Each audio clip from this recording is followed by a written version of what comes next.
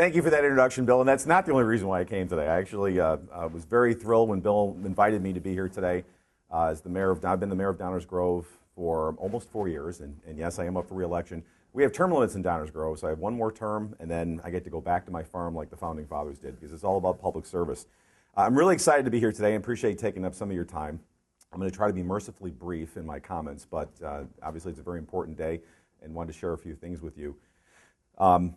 I'm excited to be here because way, and I won't date myself by saying when, I was very much involved in my high school radio and TV station, and Bill and I were just looking at some of the equipment and technology you have here, and I'm embarrassed to say that back in the old days, I don't think you could have fit the equipment I used to work with in this building, much less in some of the rooms that you have. Things have really changed, but this is very exciting for me, and I appreciate you having me here today. So the topic of today, of course, is Martin Luther King Day. And today's the day that we celebrate Dr. King's birthday when he was born on January 15, 1929. Dr. King is known for many important achievements, and the ones that he's most famous for are, of course, being an advocate for nonviolent protest in the Memphis sanitation worker strike back in the day, providing leadership in the Montgomery bus boycott in 1955, of course, his famous I Have a Dream speech, and being instrumental in establishing the Southern Christian Leadership Conference in 1957, which was a civil rights organization that supported the philosophy of nonviolence. And of course, he is also probably most famously known as the most driving and important force in civil rights on behalf of African Americans in this country at a very dire point in time and a great time of need. But there are many other things that Dr. King is known for and that his legacy lives on that benefits everyone worldwide. Number one, he gave great publicity in a very effective manner well before social media existed to the civil rights activities and efforts, not just for African Americans, but for all people. Dr. King thought very importantly that civil liberties and equal rights were important for everyone, whether it was economics, whether it was birth, whether it was location, race, color, or creed. It didn't matter. All that was very important in terms of equal rights and justice. He was also instrumental in emphasizing and encouraging the importance of nonviolent protest. And those words could be probably could not be more important today than they ever were, as we look around us and see how sometimes folks will express their frustration with various things, the government, their situations, in ways that too often can turn violent and destructive. Well, Dr. King was a leader and an advocate for nonviolent protest and resistance, and he was very effective in doing that and brought about change in this country that would have never happened at the same pace but for his efforts. And that's something that I think we can be reminded of today more than ever before. And on that note, and I will share 3 quotes with you today from Dr. King that I picked out that I think actually touch upon some of the things I want to mention to you today. On that note of nonviolent protest, Dr. King famously said that darkness cannot drive out darkness. Only light can do that. Hate cannot drive out hate. Only love can do that.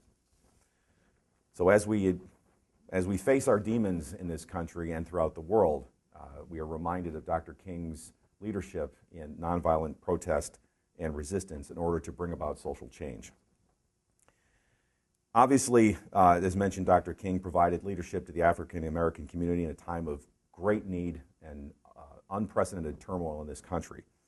And it is almost unfathomable to imagine the world that he lived in back in the 50s and 60s as compared to the world that we live in today when we have an African American president.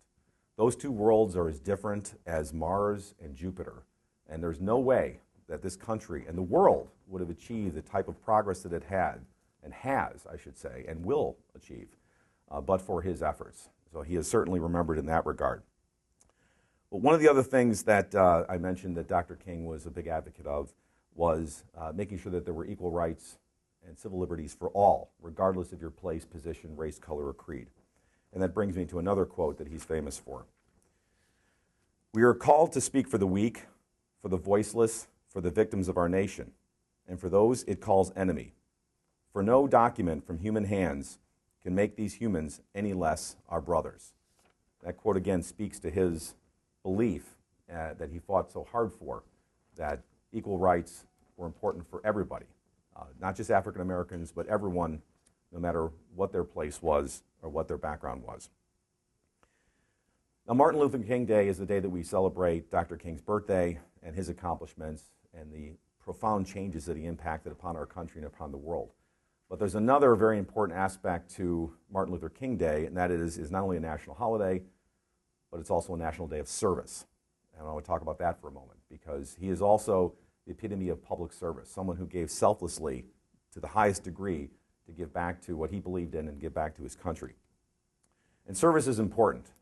I was talking to Bill as we were taking a tour of the studio, and I was very proud to hear that this organization and all of you will give back to your community in form of service by donating your time for public service announcements, helping get the word out for important campaigns on social service issues, and those are examples of all you giving your time and your resources in a day of service.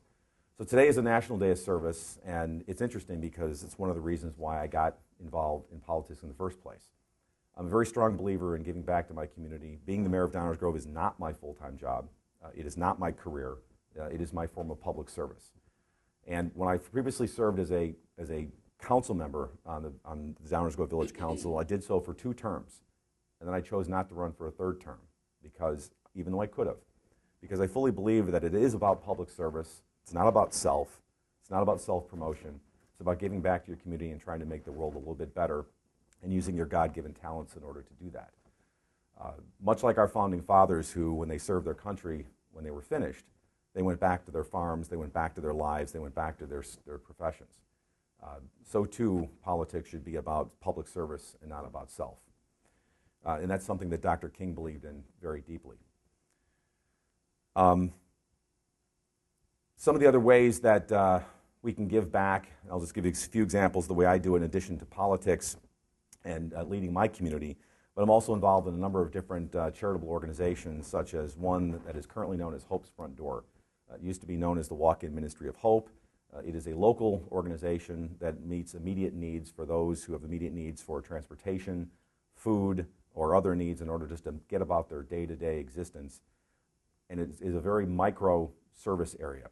It serves Downers Grove, Westmont, Woodridge, Lisle, Lombard, the immediate area. So the nice thing about that organization is when you give of your time or you give of your resources to Hope's Front Door, and this is not a commercial for them, by the way, but if you give of your time or your resources to Hope's Front Door, you know that you were actually serving and helping your neighbors, not someone far away who, although maybe as deserving, but you're actually helping your closest neighbors, which is very important. The Lions Club of Downers Grove, I'm a member of, the education foundations in my community, as well as an organization called Helping Girls Navigate Adolescence, which is a grassroots organization that grew up in Downers Grove to assist junior high and high school girls navigate some of the challenges facing them today, including the bullying that takes place on social media and the various other challenges they face.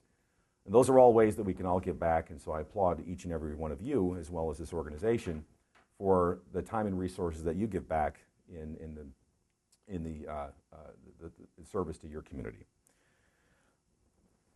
And on that note, I will leave you with my final quote, and I said I did promise to be mercifully brief. I will conclude. I will leave you with this quote from Dr. King, which I think speaks very highly to his view on the importance of public service. Life's most persistent and urgent question is, what are you doing for others? I'll leave you with that, and thank you very much for your time today, and I greatly appreciate you having me here.